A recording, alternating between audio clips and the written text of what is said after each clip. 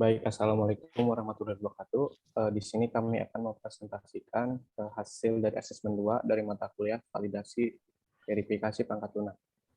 Yang dites itu ada unit test menggunakan JUnit, yang kedua ada UI test menggunakan Espresso, terus ada UI test menggunakan Selenium, ada web load tester menggunakan Gmeter, dan terakhir ada web performance test menggunakan Google Speed.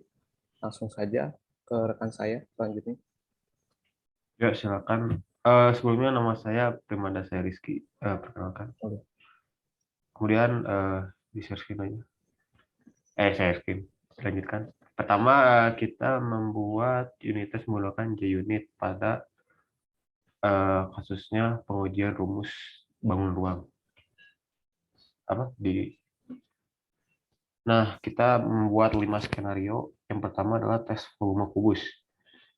Di sini yang pertama pada tes volume kubus, skenario yang pertama setnya sisinya di set menjadi 6 cm. Kemudian nilai ekspektasi hasil dari volume rumusnya adalah 216. Kemudian setelah itu kita panggil metode volume kubus yang sudah dibuat di kelas bangun ruang. Kemudian lihat hasilnya. Begitu pula dengan 4 tes lainnya. Kita set sisinya, kemudian ekspektasi nilai yang keluar, kemudian panggil metode rumus luasnya, kemudian lihat hasilnya. Semuanya begitu. Sampai ini ada 5 tes case ya. Ada tes volume kubus, tes luas permukaan kubus, tes keliling kubus, tes keliling balok, dan tes volume balok.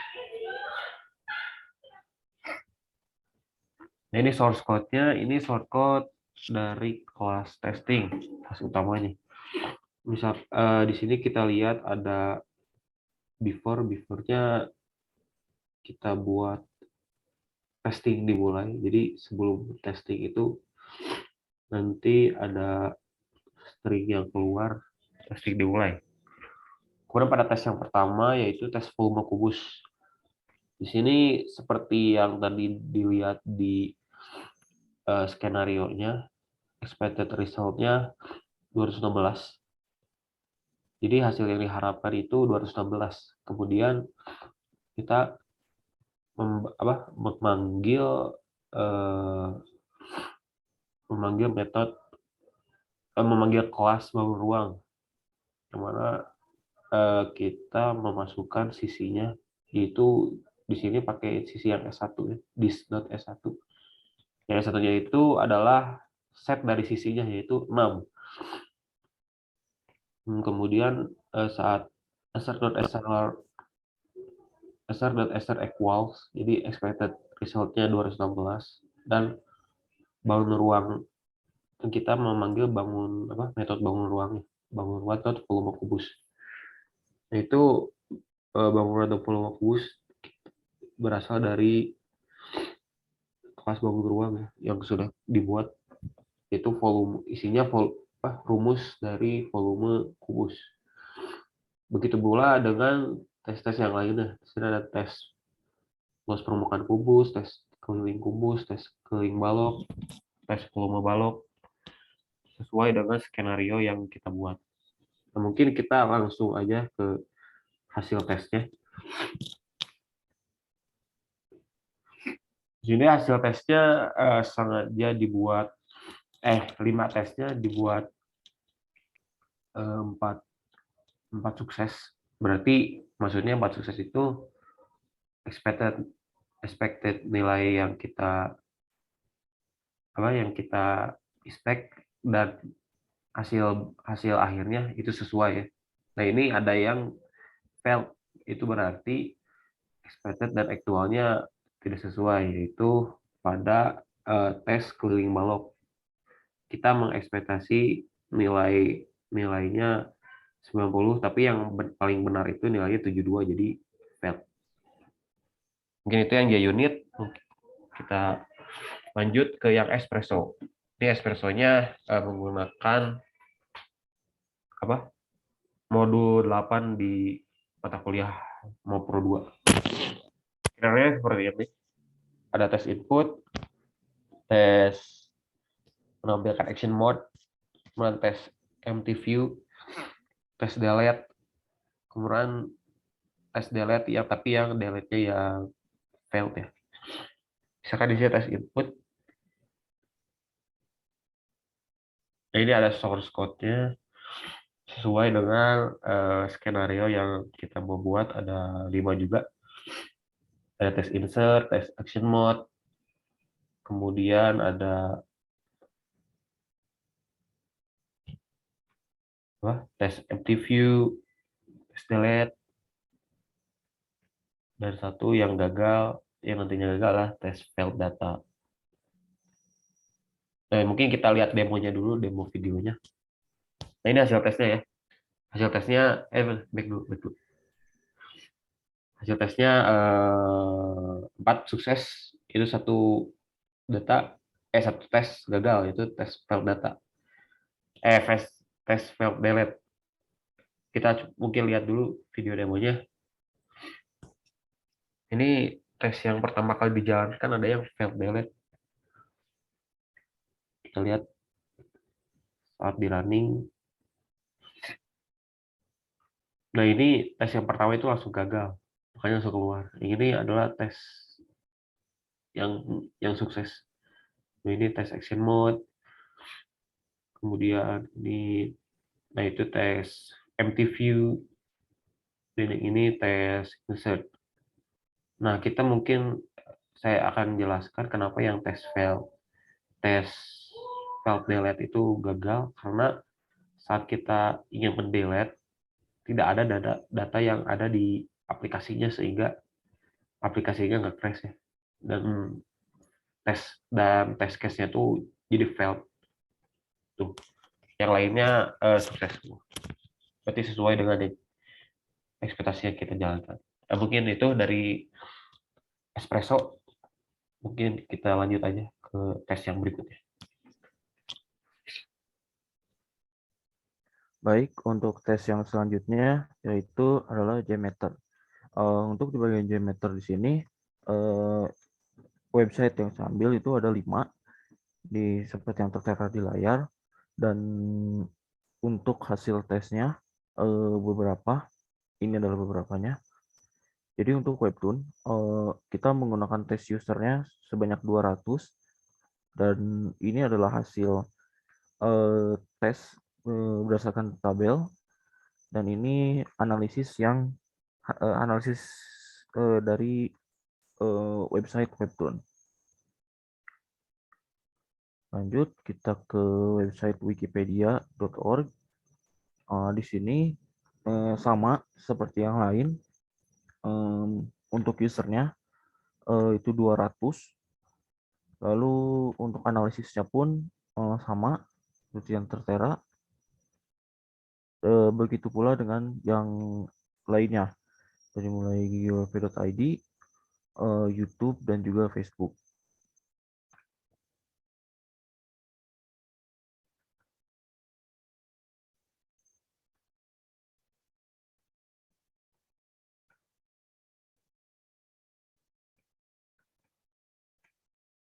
Baik, selanjutnya mungkin saya akan lanjut ke Selenium.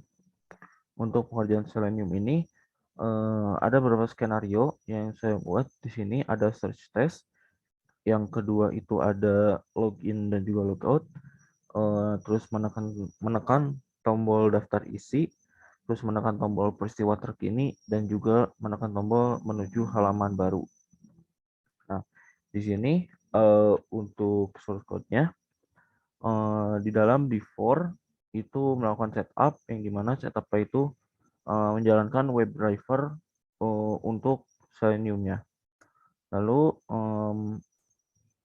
sesudah semua tes dijalankan, di bagian after itu driver quit, menandakan bahwa untuk activity-nya itu selesai. Di sini yang tes pertama adalah tes search, yang dimana search-nya itu mencari elemen berdasarkan kelas dari search box yang ada di dalam Wikipedia. yaitu dan memberikan kata kunci yang yaitu fisika. Sesudah memberikan kata kunci, maka kita memberikan lagi sinyal berupa enter, yang dimana sesudah mencet enter, maka di dalam Wikipedia-nya akan otomatis mencari apa yang sesuai dengan fisika. Untuk login dan logout, seperti yang tertera, memasukkan elemen berdasarkan ID yang ada di dalam tampilan Wikipedia. Lalu untuk login dan logout-nya itu menggunakan ID juga untuk mengambil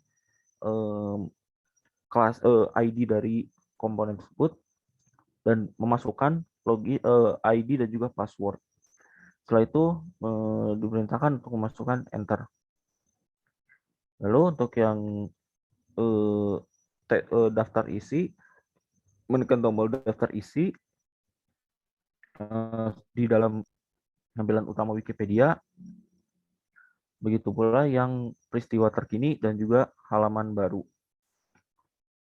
Nah, untuk halaman baru di sini, expect yang diharapkan itu ID yang didapatkan itu adalah current event. New page. Kalau di dalam halaman baru yang didapat expect dan relasinya itu didapatkan new page memakai S. Maka yang dihasilkan adalah 4 paste dan 1 fail. Dan itu yang sesuai diharapkan. Baik, itu saja untuk di bagian Jmeter dan juga Selenium. Mungkin dilanjutkan oleh Saudara Iim. Baik, terima kasih Ardi. Sebelumnya, perkenalkan nama saya Abdul Karim. Di sini saya akan menjelaskan tentang web performance test menggunakan Google PageSpeed. Jadi Google PageSpeed itu adalah tool gratis yang disediakan oleh Google untuk laporan paling akurat dibandingkan tool yang lain. Selain itu, Google PageSpeed juga tool yang resmi dirilis oleh Google sehingga indikator penilaian juga sudah digunakan sesuai dengan standar Google. Nah, yang akan saya tes itu websitenya dari Decoding. Langkah-langkahnya untuk menganalisis atau mengetes websitenya itu, yang pertama buka dulu si link Google PageSpeed-nya, terus ketik alamat websitenya yang akan dites, yang terakhir lalu akan muncul analisisnya. Selanjutnya, di sini terdapat ada 6 kategori yang ada di analisisnya. Yang pertama ada field data. Field data itu adalah nilai kecepatan berdasarkan ketika membuka halaman pertama yang paling muncul, lalu browser akan menanggapinya dengan interaksi tersebut. Selanjutnya speed score itu adalah nilai dari performance web yang dibuka. Terus ada matrix. Metrik adalah wawasan atau kinerja praktik terbaik dari developer atau hasil dari keseluruhannya dari website. Yang keempat ada opportunities atau peluang. Di situ adalah langkah-langkah yang dapat dioptimasi. Jadi kayak direkomendasi harus diapain atau hal apa gitu yang dirubah. Diagnostik ini adalah memberikan rekomendasi tentang cara terbaik untuk pengembangan web yang ditambahkan ke halaman website. Dan yang keenam ada test audit. Itu adalah langkah-langkah yang mesti dilakukan oleh si developernya. Langsung saja ke hasil analisisnya. Di sini field datanya kita lihat ada FCP. FCP itu adalah first contentful find. Itu adalah menandai waktu yang pertama kali muncul atau yang dibuka. Di sini yang mode mobile itu bernilai 1,3 detik. Terus ada first input delay, itu berkaitan dengan baik atau tidaknya respon halaman websitenya, bernilai 41 milidetik. Jadi si kedua ini kalau nilainya bagus, ini kan sudah bagus. Itu tuh berarti websitenya bisa dikatakan sudah sangat baik. Terus ada LCP atau Large Contentful Find, di sini bernilai 2,1, Terus ada cumulative layout shift yang berkaitan dengan stabilitas layout halaman website. Di sini bernilai 0,18. Selanjutnya, di mode desktop, di sini FCP-nya bernilai 1,3 detik, terus FID-nya 3 milidetik. Ini lebih cepat daripada mobile. Terus yang CLCP-nya itu 1,3 detik, dan CLS-nya 0,21. Selanjutnya, untuk speed store-nya sendiri di mode mobile ini terbilang cukup rendah ya, karena berada di angka 0 sampai 49, yaitu berada di 38. Kalau angka skor yang paling minimal itu, yang paling bagus itu yang tengah atau yang berwarna kuning. Dan ini yang desktop. Yang desktop bernilai 82. Cukup baik. Selanjutnya, matrix. Matrix ini bisa dibilang lab datanya. Di matrix ini terdapat ada FCP yang bernilai 2,2 detik, terus ada speed index 4,8 detik, ada LCV atau layout content time-nya itu 14,5 detik, terus ada time is interaktifnya 11,5 detik, terus ada total blocking time-nya 1,250 milidetik, dan CLS-nya bernilai 0. Selanjutnya,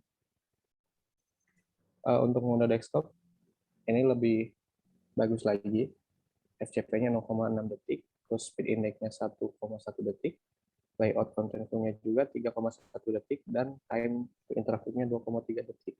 Dan total blocking time-nya 20 milidetik, dan CLS-nya 0,002. Langsung saja ke slide berikutnya. Langkah-langkah yang direkomendasikan yaitu ada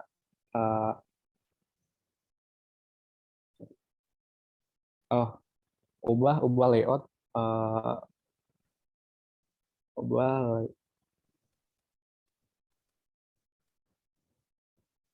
agak digedein, Di green gimana ya? bisa di scroll nggak? Oh bisa, sayangnya. Eh, Bisa. Baik.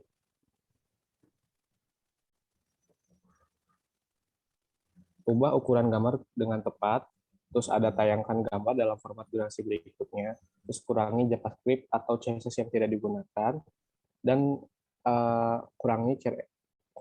kurangi gambar yang sangat besar atau harus dikompres terlebih dahulu. Terus untuk mode desktop itu bisa diubah dengan gambar yang tepat. Terus ada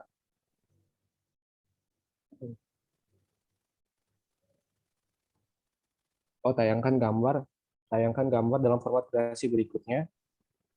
Terus kurangi JavaScript yang tidak digunakan. Baik, selanjutnya ke diagnostik. Di diagnostik ini langkah yang paling direkomendasikan yaitu teksnya itu berada dalam selama pemuatan front web, terus kurangi dampak kode pihak ketiga, terus ada elemen gambar tidak memiliki width dan height yang jelas, terus ada tayangkan aset statis dalam kebijakan cache yang efisien, dan FCP-nya ini bernilai 6.420 milisecond, dan minimalkan pekerjaan trip utama. Selanjutnya, di mode desktop ini, pastikan teks tetap terlihat selama pemuatan front web.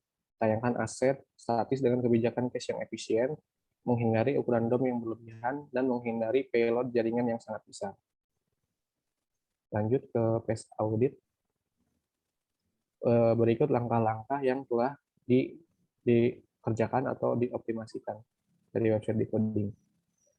Seperti ya menunda gambar di balik layar, terus kayak mengecilkan CSS, mengecilkan ukuran JavaScript, atau mengaktifkan kompresi teks, sambungkan terlebih dahulu ke nama domain yang diperlukan. Selanjutnya, untuk di mode desktop,